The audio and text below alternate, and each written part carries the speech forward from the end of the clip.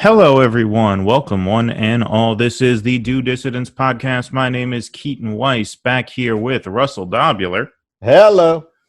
We are recording this on our regular audio podcast system. We are also going to take the video from this and put it on our YouTube channel. So if you're watching on YouTube, you finally see the faces behind the voices. You may have seen my face before, but this is your first intro to Russell. He's looking very, very smart there with the bookshelf in back of him. He's got a cigarette lit up. I'm sitting here in front of a blank wall. I borrowed No all those cigarette, books no from books. a neighbor. This is actually not my apartment. Yeah, I went next door because I said, hey, I need your access to your library for an hour. Yeah, I don't want people thinking I'm just pulling these opinions out of my ass. They're actually well grounded in academic theory. Right, they're all back here. They're all right behind me, along with the swamp pop from New Orleans.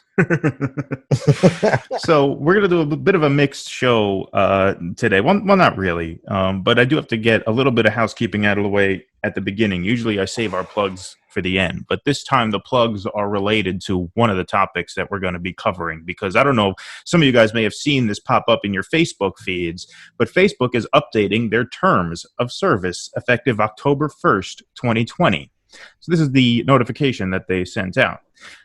Effective October 1, 2020, Section 3.2 of our Terms of Service will be updated to include, quote, "We also can remove or restrict access to your content, services, or information if we determine that doing so is reasonably necessary to avoid or mitigate adverse legal or regulatory impacts to Facebook."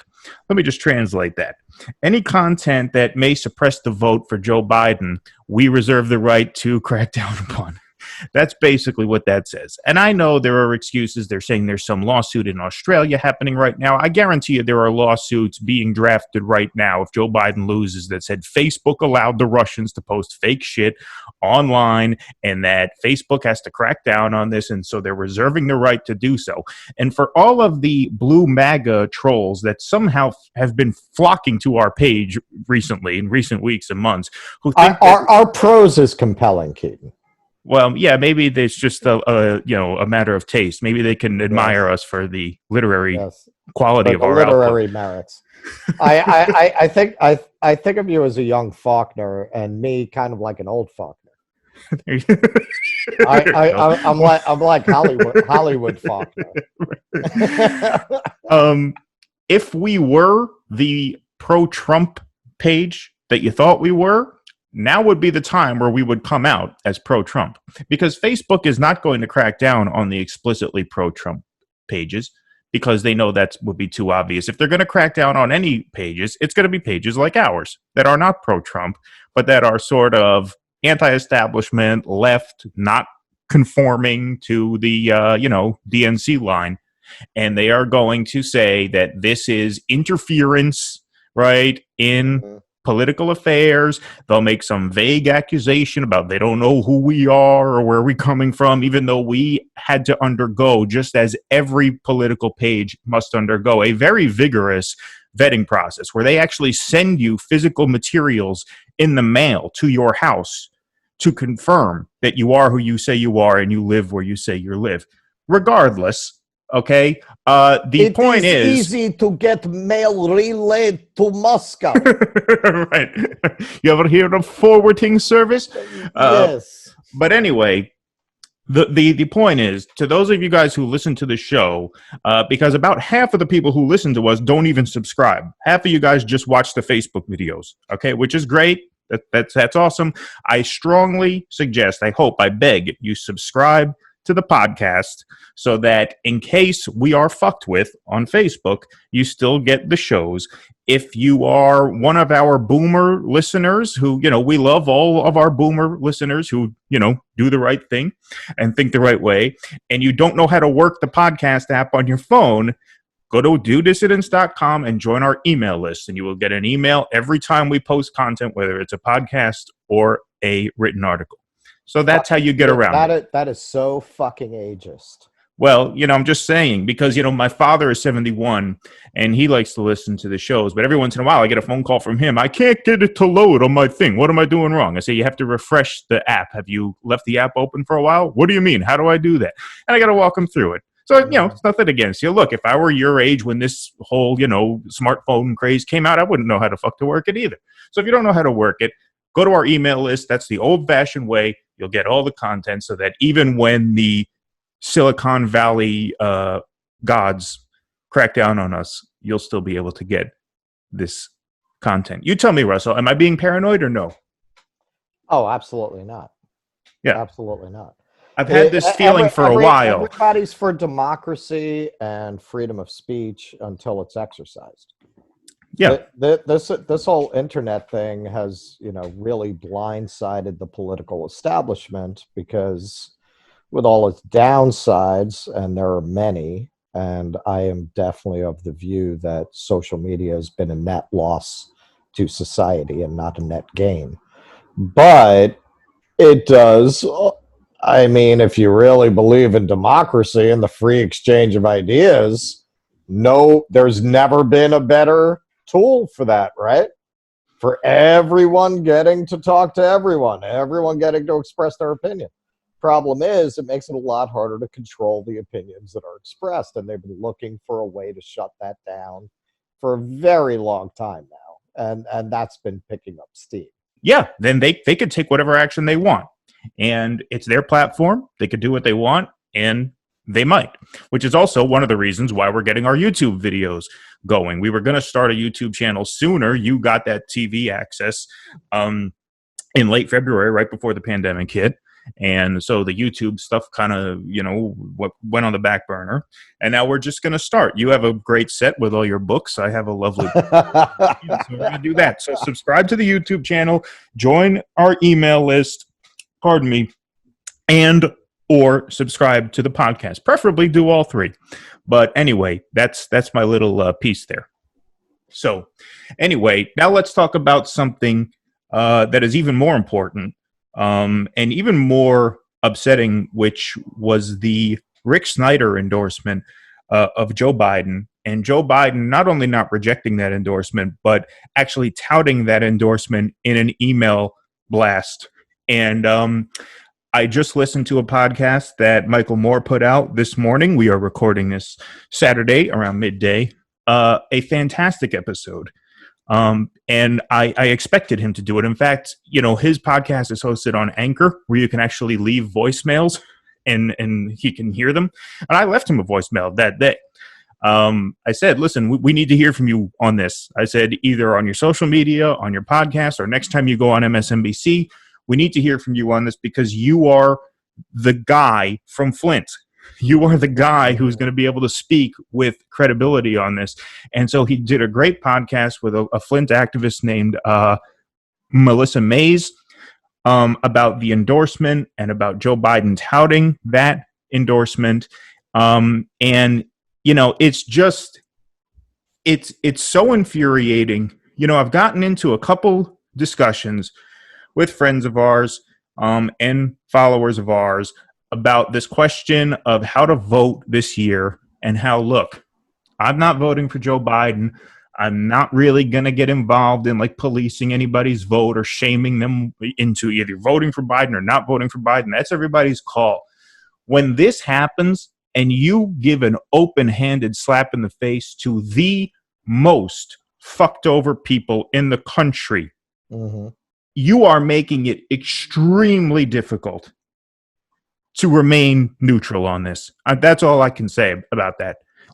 At this point, the act of voting for Joe Biden in and of itself is an amoral act. It is. And if you're going to do that, then you owe it to society to make up for that in the form of protesting and disrupting until societal demands are met. As of right now, if you go in, and this was always really my thought on this, but this just intensifies that. If you go in there and vote for Joe Biden and think your work is done, you are part of the problem, and you have to atone for that. That's it, because this is just beyond. I mean, Well, Go ahead, you talk, because I have to get more into the weeds of the Flint stuff, but I don't want to go on forever. So go ahead. this gives lesser of two evil elections a bad name. We don't have a phrase for this. I think in the future we're going to, as a culture, develop the idiom, oh, well, it's a Biden-Trump choice, to describe things where lesser of two evils doesn't do it justice. Well, It's once I guess like something Sophie's below choice that. goes out of the, Sophie's choice. that'll kind of fade from the public consciousness, and this will be a replacement. It's a Biden-Trump choice. Yeah. Um, Michael's choice, we'll call it, instead of Sophie's choice. He really couldn't be working more overtime to alienate enough people to lose the election, even in the face of an apocalyptic situation. The only thing propping up Joe Biden's campaign is COVID-19. I've said it from the beginning. I would bet if we had not had this pandemic, we were all going about our lives as usual, the Democratic Party still was going to produce Joe Biden as a nominee. COVID was just getting started when they lined up behind him. I swear to God, I would have gone into the betting markets and put every penny I had on Donald Trump. So look, that's a shaky foundation. And it is really uncanny how similar his campaign is to Hillary's, especially in this sense of just thinking that there is no fuck you too big to lose, that these voters are going to show up for you. If we were saying last week, he was probably going to lose a lot of these Trump states. I mean, I would be shocked if he wins Michigan at this point. The polling was already showing a unprecedented swing of black voters towards Trump. Yeah, there was a poll that came out that had Trump at 28% of black voters. Now, before you say, well, is that a reputable poll? 538, which is, say what you want about Nate Silver, but, they tend to get things more right than other outlets, rated that poll as a bit dubious and a bit dubious. And not like that particular poll, but that polling agency, whichever it was. I don't have the name with me right now. But they said, yeah, this poll is a little shaky. They put their margin of error at 8.8 points. So let me tell you something. If Trump is polling 28 points, right, with black voters, let's say that polling margin of error is 12 points, and Trump is polling at 16% with black voters. Even that makes it almost impossible for Biden to win if that number is accurate. And that's assuming a massive error all in Biden's direction. And he's losing with Latinos in Florida. Really? I didn't see that. Trump is actually winning Latinos in Florida. Wow.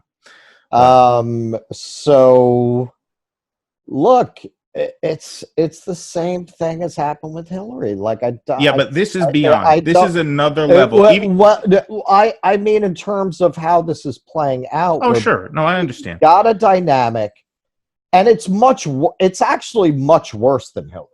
Much, much worse than Hillary. Biden is to Hillary's right on a lot of issues. Supporting free college, the income levels he wants to set for that. Not wanting to tax anyone making under $400,000 a year. I mean, he's running to Hillary and Obama's right on these things. And doing things like this, look, you were already shaky with the black community because of your record. It doesn't matter what elderly African-American voters in states that are not in play think. Okay, you guys win and lose in the Midwest and the northern states. So, Michigan, I would be very surprised if he could take it now. And with Michael Moore, I am fortunately not in a position where I've even had to consider voting for Joe Biden. I live in New York City. There's no way I would endorse this farce by voting for it. If I lived in a swing state, I'd be wrestling right now with what I should do. And then you see something like that, and that was exactly what Michael Moore and his guest, what's her name? Uh, Melissa Mays, I believe. I'll check that, but I'm almost positive that's what it is. They were both saying, you fucked us. You fucked us. Because now we're getting all of these progressives and leftists. We're getting all these progressives and leftists that we had been persuading to bite the bullet and vote for Joe Biden, all coming back now and saying, that's it. I can't do it. Yeah, this woman has a son. She has 2 kids who have compromised immune systems because they've been drinking poison water for the last 6 years. And so COVID is an especial risk to them. The mortality rate for COVID in Flint is 12.5%. Mm-hmm. 12.5%. Why? Because their immune systems are shot because they've been drinking poison for the last 6 years. And Rick Snyder, for the imbeciles who don't know who he is, and I'm sorry to be that way, but you know what? Some of you guys, man, I mean, not that any of you are listening. Like the people who listen are not who I'm talking to now. But some of you guys on our fucking page, except for that one guy. You gotta be. There's that one guy who listens. You were talking about. Well, but the rest of you were not talking about. There's a guy, I'm not going to mention his name because I don't want to embarrass anybody, but he's listed as a top fan, which means you should fucking know better, because if to be a top fan, you have to interact with our content a lot. And so how you could say this, I posted out, what's today, the 5th? Yes, I posted out 2 days ago. Rick Snyder, poisoner of Flint, is voting for Biden. I thought felons couldn't vote. Bit of a joke, bit of a dark joke there. But this one guy says, comment, fuck you, WT actual F is wrong with you. One of the progressive aims is to allow felons to vote. The disenfranchisement of those with a criminal record is especially concerning for the black and brown communities. I read this. And because I don't want to get cracked down on by the Facebook gods, I usually don't engage with hostile people like that. And so I put very, very plainly, I replied, do you know who Rick Snyder is? No answer. It's obviously he had no idea who Rick Snyder was. So if you're going to lash out in anger, okay, not that you have to be an expert, okay, we're not experts. I understand. People don't have to be an expert. Learn literally the first thing about what you're talking about before you put a comment like that. Like, let me do just some like 5th grade English here. Rick Snyder, poisoner of Flint, is voting for Biden. The subject of that sentence is Rick Snyder. That sentence is about Rick Snyder. So before you're going to accuse me of not wanting disenfranchised black and brown felons to vote, maybe Google the name Rick Snyder and find out the first thing what the fuck you're talking about. Did you actually think that a random black guy with a marijuana record is voting for Joe Biden and I took to Facebook to complain about that? Rick Snyder is the former governor of Michigan who intentionally and proactively poisoned the city of Flint. And then covered it up. Situation, and then covered it up. Yes, and I'll link to the great Vice article that goes in very vivid detail about how that happened. Okay? This was not a situation where their water source became contaminated and the state government was slow to pick up on it. This was a situation where Flint was getting its water from a clean source, Lake Huron, and the government switched that water source to the poisonous Flint River. General Motors complained about this after a few months because they noticed that some of their parts were being corroded, because lead it's not just the water itself, the pipes that it runs through get damaged, and the metal pieces that it comes into contact with get damaged over time. And so the state switched the water source for the General Motors plant and kept the Flint River water source for the residents of Flint. This man is as close to a murderer as a governor can be. I don't think that's hyperbolic. No, it's And not at all. so to accept this endorsement is bad enough. To send out an email blast saying, hey, look at this Republican who's voting for Joe Biden. You're making it impossible for anyone of conscience to support you, no matter where they live. No matter where they live. They made this point in that podcast. Do the people of Flint give a fuck that Sheila doesn't like Donald Trump? Oh, the Yentas on the Upper West Side hate Donald Trump. Fuck off. Yeah. Just fuck off. You hate Donald Trump. We've been drinking poison water for 6 fucking years. Barack Obama did nothing about it. Well, Trump did nothing about it. Not only is Biden drinking not a glass of water. Yeah, he came there and he put on a fake little play for them, which pissed them off as it was, which is why they stayed home last time, and that's what cost them the vote. And they're going to stay home this time. And this is not just, first of all, Flint is not a tiny little town. It's a fairly big population center, and it's very close to a major population center, Detroit. And so, and Michael Moore, man, he said on that podcast, he says, he went places that a lot of people have been hoping he would go, saying, like, they're trying to lose. They're trying to lose. They're throwing it. And they're making it impossible for anyone. Like she was saying, this woman. But they're not. They're trying to win on terms that will allow them to keep their grift going. Right. That is what it's all about. It's there are no contradictions. When you think you found a contradiction, check your premises.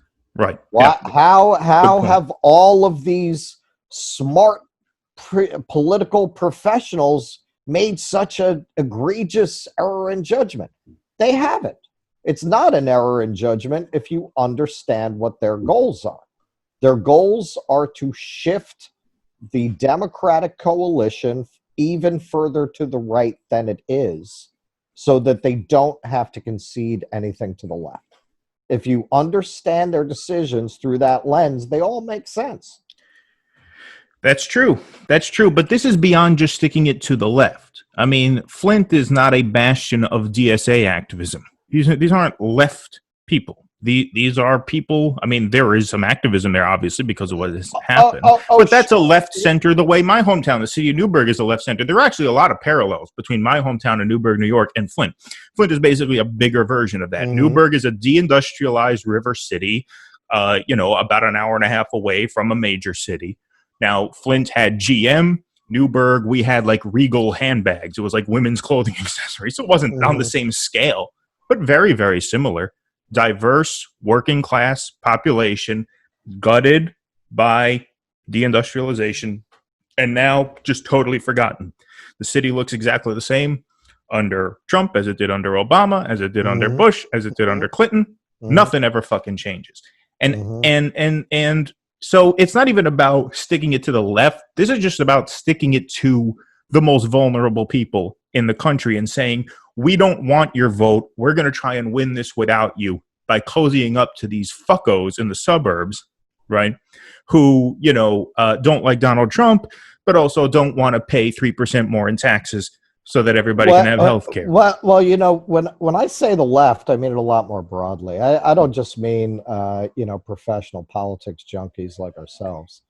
I consider poor and disenfranchised people part of the left. Part of the left, okay. Because most of them share because of their interest set, yeah.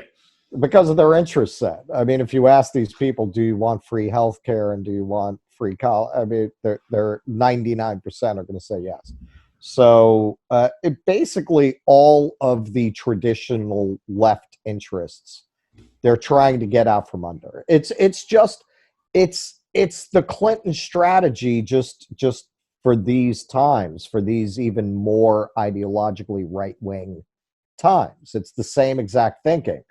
Everyone else has nowhere to go, right. And so we're just going to cozy up to right-wingers so that we'll be good with Wall Street. Now, Rick Snyder within that strategy might have been a bridge too far, but hey, man, this is the strategy they've committed to, so that's a subtlety that they seem to have missed. They're so Yeah. locked into that Well, concept of, hey, everyone else has nowhere to go. Trump is so bad, and we've drummed up this agreement that a re-election of Trump means the end of civilization. So it really doesn't matter what we do.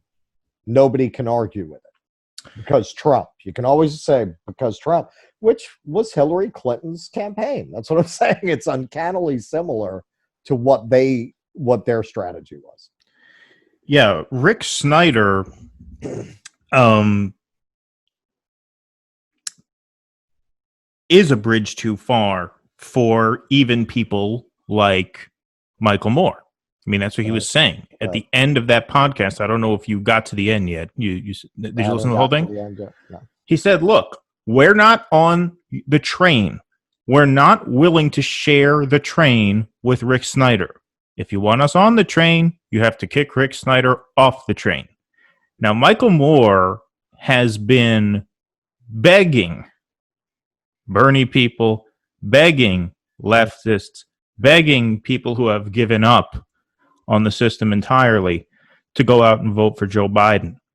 If he is saying that this is a bridge too far, then this is a bridge too far, as a matter of fact, not as a matter of what you or I think.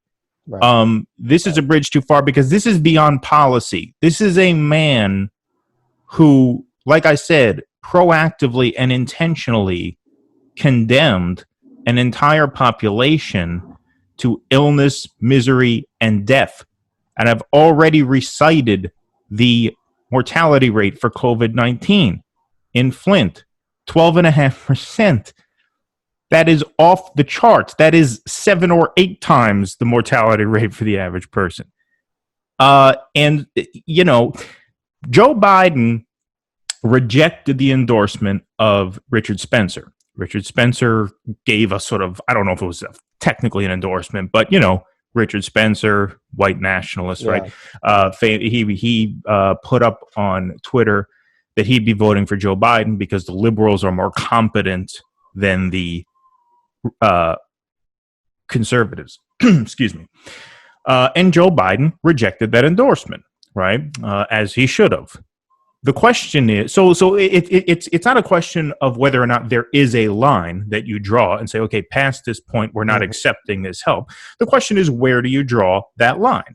And if you don't draw that line at Rick Snyder, then you may as well not draw the line fucking anywhere in terms of math, right? In terms of votes, in terms of politics. And actually, I mean, this is where it's funny how people process things and how people in different spheres are just given a really different evaluation in terms of what they're ethically allowed to do.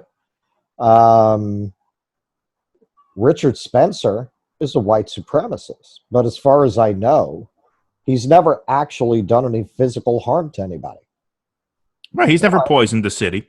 Yeah. So, but of course you reject his endorsement. But here's Rick Snyder, who poisoned a city, destroyed the lives not only of children, but of their children, because this is going to be passed down to their kids in the DNA. And that endorsement is okay, but Richard Spencer's isn't. Why is that? Why? Who has actually committed greater crimes against humanity? Somebody with horrible opinions or somebody who's committed horrible actions? Why is this person allowed in I mean, of course, why isn't he in jail? I mean, that's a whole other thing. I mean, if you want a demonstration of how much we have slipped from democracy into oligarchy, just the fact that Rick Snyder is walking around a free man says it all. And you want to talk about your Democrats? He committed these crimes under the Obama administration.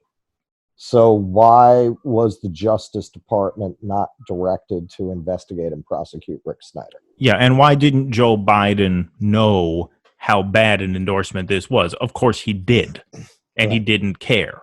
Yeah. I mean, I don't know. Look, you don't have enough fucking Republicans endorsing you to the point where like people get it already that, yeah, you're reaching out to Republicans. You got hundreds of ex-Bush people. You got the fucking Lincoln Project on your side. You got Anna Navarro, right? You have Stuart Stevens. You don't have enough. Like we don't get it already that, yeah, you're reaching across the aisle. You need to accept this guy's fucking endorsement.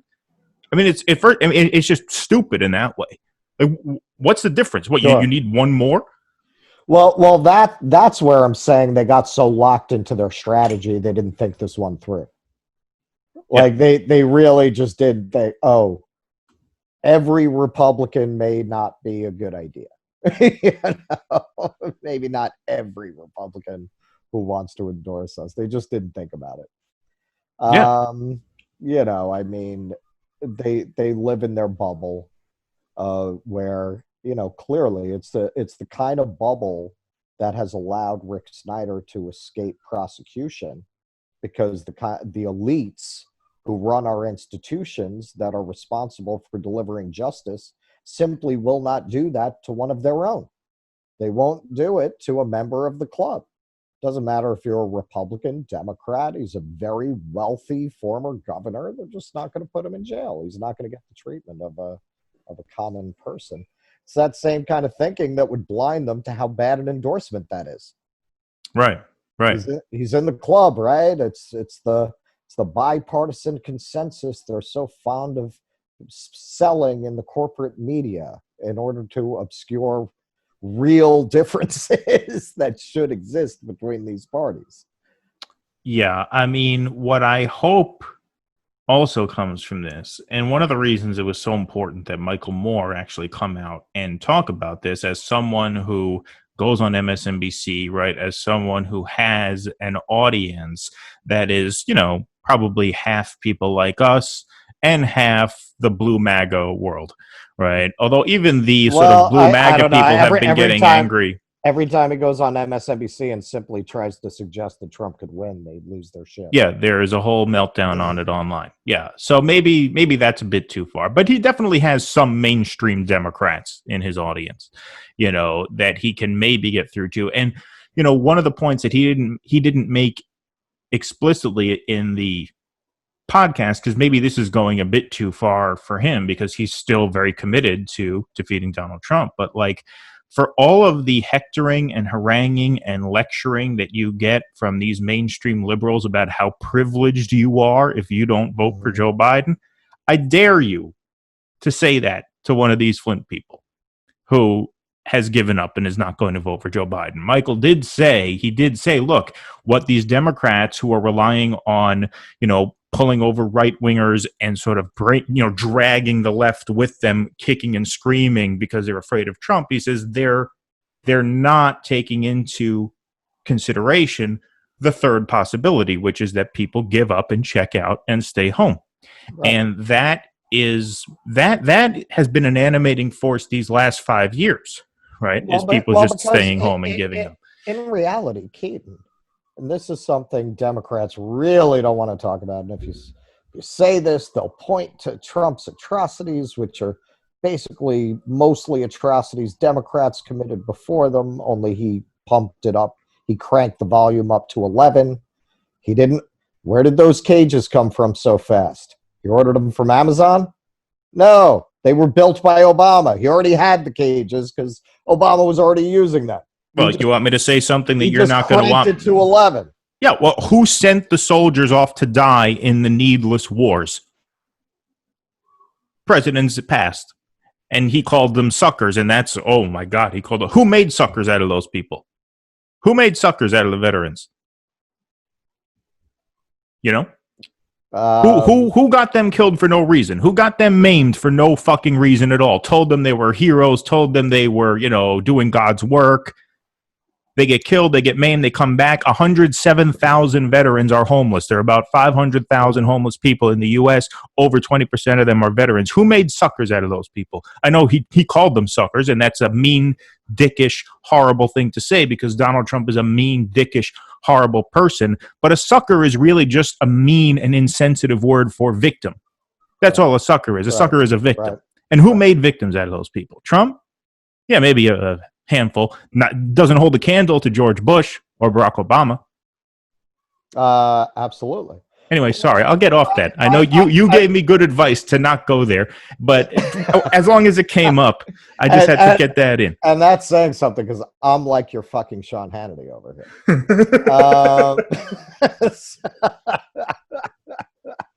No, but this just, I mean, look, I'm so angry about this. This is why we can't tolerate this shit from these people. People who are making excuses for Rick Snyder. I had people, this one idiot who didn't know who he was. Okay, fine. There are people who said that even though they know who he is, shut up, you're helping Trump. Fuck off. Fuck off. If you have any morality at all, you are urging, look, whether you're voting for Joe Biden or not voting for Joe Biden, I said what I said earlier. The act in itself is an amoral act. Whatever. If you're going to vote for him and you are not at the very least urging him to renounce this endorsement, then you are in no position to lecture anybody. Nobody. This is bottom of the barrel. Absolutely. I mean, look, to give you some backup there, I mentioned to you, it's the reason I told you not to get into it is because, Trump, people see red, Trump says black, people say white, and yeah, Trump didn't say it in that way. Like, Trump is just, he's a scumbag, he doesn't have any respect or regard for anybody. But I visited DC, I don't know, man, it was probably about 2 years ago. And I hadn't been to DC since like school trips when I was a teenager. And so I had never seen it with adult eyes and with really a mature political perspective. And yeah, I mean, one of the things that really struck me at Arlington Cemetery was that, really all of these war memorials and tributes to veterans are really designed to glorify war and to get people to be willing to enlist. Beyond that, it's the national anthem at football games. I mean, the Pentagon funded the NFL for a while. They paid the NFL to have these overly jingoistic, patriotic, flag in your face pregame ceremonies, all kinds of shit like that. Right. And it's really to keep the mystique of war going so that people will sign up, because why would you? Why are you going to go put yourself in a position where you could be killed and maimed? Well, that's what Trump said, apparently. And you got a good chance of ending up homeless on the street. Well, didn't it come out that Trump said, as a 29-year-old man, something like, I don't get why they would go, what's in it for them? Now, this is a man with no concept of honor or sacrifice or duty, right? So I'm not making excuses for him personally, but there's a reason that occurred to him, right? Mm-hmm. There's a reason you would even ask that question. Right. And to be unwilling to wrestle with that question is to just be unwilling to face reality. And when these liberals who spend all day, every day, talking about what a cult of personality the right has turned into, this sort of anti-intellectualism that has set in on the right, and these people, they're so well read. They read The Atlantic, they read the New York Times, they read all this stuff. They think they are, the arbiters of truth and knowledge. Mm-hmm. And then you go and you just totally ignore the crimes that this Michigan governor perpetrated on his own people. Totally ignore the fact that, this country does treat veterans like shit. It makes suckers of good people who enlist for all the right reasons. I'm not defending what Trump said. What I'm saying is that you have a system that makes suckers out of people. Right. And I wish that the media, because it was all over every major media site, big, bold types, Trump called the veteran suckers. I wish the media were 10% as hard on the presidents who condemned veterans to needless death as they were on Donald Trump for pointing out that a lot of these veterans got suckered. Well, that's what I was saying before. It's with Rick Snyder and Richard Spencer. It's just people are just led around by the nose, more or less, to prioritize certain kinds of sins and to deprioritize other sins that are clearly much more glaring. I mean, the whole contradiction at the heart of Joe Biden's candidacy is that at this moment of Black Lives Matter, you're supposed to support the author of mass incarceration. It's something you just can't really get around. It's why his numbers with black voters are what they are, which we both predicted they would be if you nominated this asshole. Yeah, and he just went out and ratcheted further to the right, saying there's no place for rioting and looting and violence, basically, giving in to the right-wing influencers in his campaign. John Kasich said a week ago, he must come out and condemn the rioters. Okay, you come out, condemn the rioters. You know what? You want to condemn rioting? Whatever. I don't think a lot of these Black Lives Matter activists are going to vote for him anyway. If that's a cold sort of like political calculation, okay, fine. But to not even attempt to do the bare minimum to offset that by saying, hey, Rick Snyder is a criminal also. He can go fuck himself. I mean, to not even do that, I mean, I don't want to keep saying the same thing over and over, but you're making it impossible for anyone, anywhere, in any state, with any morality, to go in and pull that lever for you. You just are. Right. That's what I'm saying. If I lived in a swing state, that would probably have been the last straw for me. Yeah, I mean, at this point. And I'm sure it is for a lot of people on the left who were grudgingly going to vote for this scumbag just to avoid civilizational collapse. I think that, we know both Michael Moore and his guest, they were both saying, hey, we lost a lot of people as soon as Biden sent out that email. Yeah. They just make assholes of you. At every turn, they make assholes of you. I started out this cycle not being a Bernie or Buster. I said, you know what? A second Trump term is going to be more dangerous than the first Trump term. So let's keep an open mind going into this. Then what happens? Iowa, a sub-third world banana republic. Oh, the app broke. We don't know who voted for who. They make a fucking asshole of you. Yeah. How could you possibly, past that point, not be Bernie or bust? Then you say, okay, you know what? Look, there's COVID. This guy's getting people killed with the, horrible response to COVID. We have to, I'm not voting for Joe Biden, but I'm not going to be so militant as to discourage other people from voting. Then what happens? They make an asshole of you with this stuff. And it's like, these people who I've been arguing with, I've been making nuanced arguments, I've been trying to be as smart and sort of strategic about this as possible. And guys like Alan, this stuff just proves like these guys are coming from the right fucking place. Doesn't mean we agree on everything, but they're coming from the right fucking place. These people will make assholes of you if you give them an inch.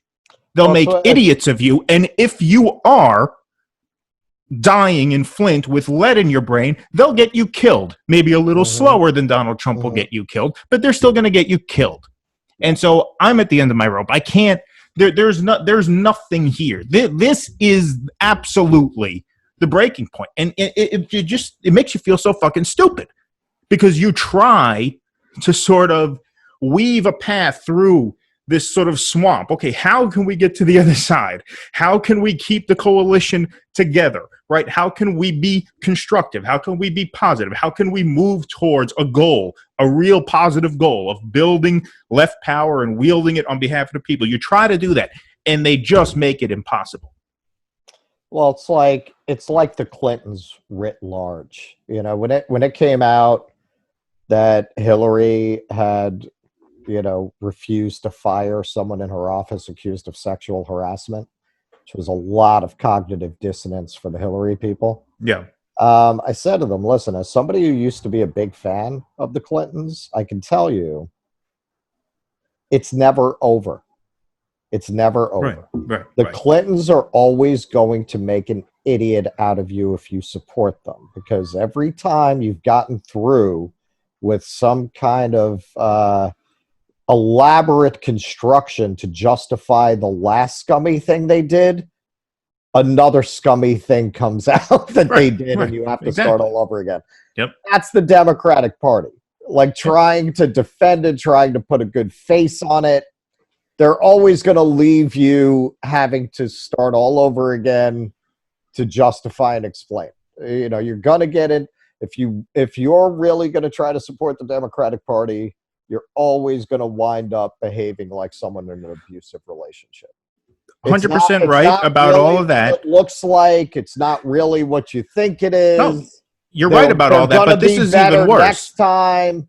This thing is gonna he's gonna get a job and he'll stop drinking. It's just, it never ends. Yeah, but this is even worse because I'm speaking as somebody who gave up on the Democratic Party a very long time ago. Now you're making an asshole out of someone who is not militantly opposing you in this election. Yeah. I am as militantly opposing them as I can long term. That's why I support MPP. I think we need a new party, right? I'm a Dem exit proponent. Okay. But I'm saying for the next 2 months, I am willing to give people the leeway they need to vote how they want. And you make an asshole out of me for doing that. You make an asshole out of me for not beating up on you in these next 8 weeks. Yep. And staying out of it and saying, okay, look, people can vote how they want. Just be, ready to go and protest and fight in the aftermath of this thing. And you make an asshole of me for saying that. Yep. Yeah. Well, hey, people have been saying it for a long time. Both people on the left and progressives, and basically anyone who's been paying attention. The society is coming apart. I mean, last night in New York City, we had a group that's basically organizing online in a kind of leaderless, almost flash mob kind of way to go and do looting and arson and rioting. People have been saying for a very long time, you cannot have this level of wealth inequality, this level of income disparity, without it undermining the society's ability to function, without it empowering extreme politics, without it eventually leading to political violence. And now we're here. I just can't help but notice the ice cream truck in the background. I was wondering if that was coming musical through. Score for this dystopian rant you're on. It's a hell of a. Hey man, you're gonna know it's over when the ice cream truck stops coming. But yeah, I mean, look, yesterday I did, because I wanted to get in one last trip for the season, so I took my bike out to Coney Island one more time, and it's very interesting biking through Manhattan in these intervals. We're usually bike rides downtown, because I'll usually take it uptown. I'm downtown maybe once a month. I'll take a downtown route. And I can see the city transform in stages. Every time I go down, I can see what's different. And what's different now that I saw is it's, people faced with similar problems will tend to find similar solutions. It's starting to look like the third world down there. You're starting to see a lot. You're starting to see a lot more people with like milk crates strapped to the backs of their bikes, like what I saw in Costa Rica. Where that's how they're getting around now, because they're not, they can't afford a taxi and they're afraid of the subway. So they're hauling things around in milk crates, strapped with bungee cords to bikes. It's starting to get that kind of a look. It's starting to look kind of third world down there. Yep. I think no matter who wins, Trump or Biden, I think what's gotten rolling here is just going to continue. Yeah, absolutely. I think you're going to have riots under Trump. You're going to have riots under Biden. You had riots under Obama. Yep. And Biden is not going to do anything for people. Not really. Not anything like what people need done. His policy people are already saying, there's going to be an empty larder when we walk Right. into the Right. We Oval have a Office. deficit because Yeah, Trump there's only ran so up the much we can deficit. do. Yeah, Right. so they're already telling you they're not going to do fuck all for you. Yeah, and now you have what you didn't have under Obama. You didn't really have any sort of animated, quote unquote, fringe. And I want to emphasize those quote marks in the air for our YouTube viewers here. I'm putting the quote marks up so you see it because I don't mean it that way. I mean that ironically, but you didn't have much in the way of fringe consciousness at that time. Even by the time Ferguson came around, the Tea Party was not what it was in 2009, in 2014. You didn't have this, just simmering pot of rage. Whereas now you have that if Biden does, by some miracle, pull this out, you're going to have a right-wing populist mob who thinks he stole the election with stuffed ballots that came in after Election Day. And you're going to have leftists like us who are going to be just as mad as they are, not for the same reasons, but we're going to be just as mad as they are. Black Lives Matter is going to be just as mad as they are. Flint is going to be just as mad as they are now. You're going to have it coming at him from all sides. That is the only case I can make for a Biden presidency, if I had to, with a gun to my head, make a case, is that with Biden is going to have so much real, no bullshit opposition coming at him from all sides that you might be able to, under Joe Biden, apply enough pressure to this system, not to Joe Biden, but to this system, to the point where the system has to cave. The system has to acquiesce. Under Trump, that seems much less likely to happen. And so he's gonna send out his Homeland Security forces. Well, without the Homeland, I mean, look, the right wingers are going to be, they'll be happy. I mean, you're not going to have that kind of activism. There's going to be mobs of people in the streets if Biden wins, thinking that he stole the election. Right? Oh, sure. Oh, sure. And so absolutely. And you're going to have left wingers saying you're right. He did basically steal the election, just not in the way that you say he did. Say he's the illegitimate nominee of an illegitimate party, and that's how we'll come at it. But so anyway, I mean that's the only thing close to a case for Joe Biden that you could possibly make now, is that he might either unite the populist opposition or at the very least spark two populist opposition movements, one on the right and one on the left, to make the system untenable. I think if Joe Biden, that's as sunny an outlook as I can provide. That's best case scenario. I think in reality, your best case scenario with Biden is he's going to continue in the vein of the Democratic Party over the last 30 years of throwing out crumbs where a bread factory is needed. I think that's your best case scenario of what he's going to do for you. I think he's too set in his ways. And not only that, the whole institutional power base that he represents is at war with the citizens of the United States. Yeah. That's it. This entire system is at war with the voters. Right. They would not be in the positions they are in such a corrupt system if they were not servants to oligarchy. Their policies are going to be aimed at preserving oligarchy.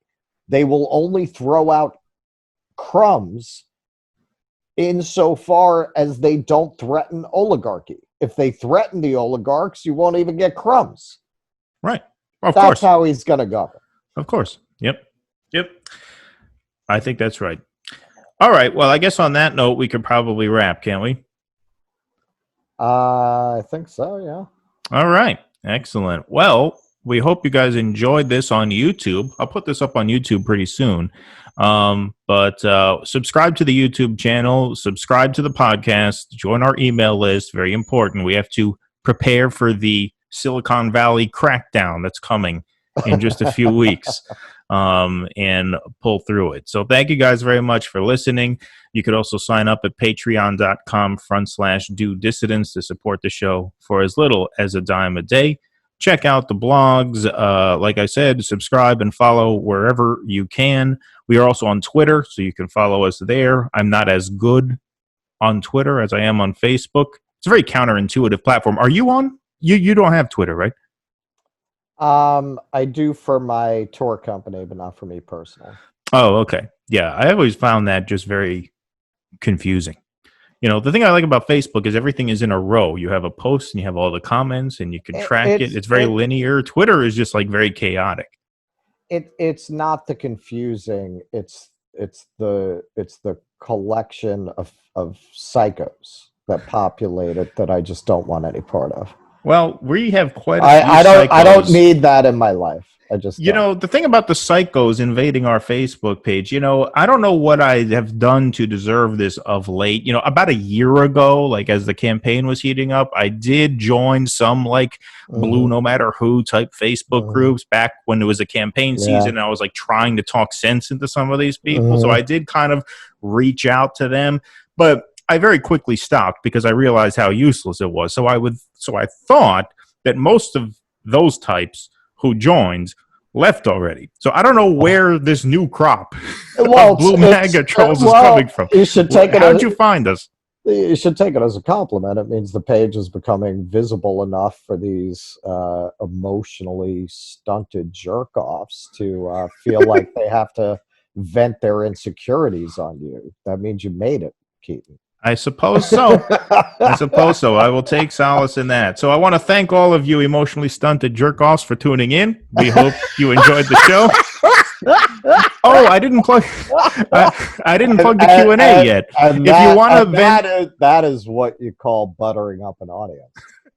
Right, exactly.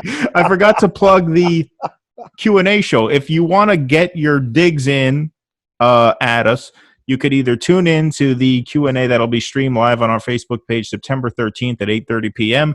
You can also submit questions to that basically anywhere. Comment on any article, PM us on Facebook, DM on Twitter, or email dudissidents@gmail.com.